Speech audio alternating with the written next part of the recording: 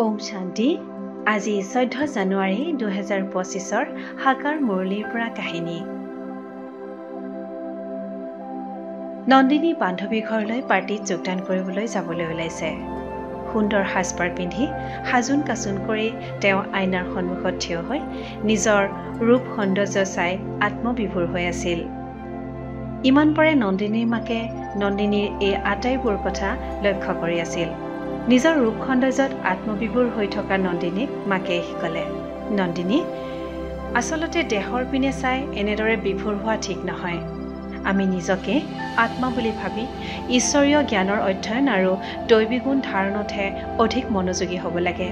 তুমি যিমানেই শৰীৰৰ ওপৰত তন্ময় হৈ নজৰ দি থাকিবা, সিমানেই তোমাৰ দুখহে বাঢ়িব। তুমি নিজৰ ওপৰত নিজেই দয়া কৰিব লাগিব।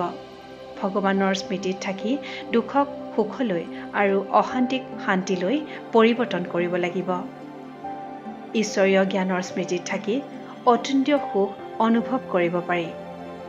কোনোবাই তোমাক খং কৰিলেও তুমি কোনো প্ৰতিক্ৰিয়া প্ৰকাশ নকৰি তাৰ পৰা আঁতৰি দিলেই তোমাৰ কল্যাণ হয়।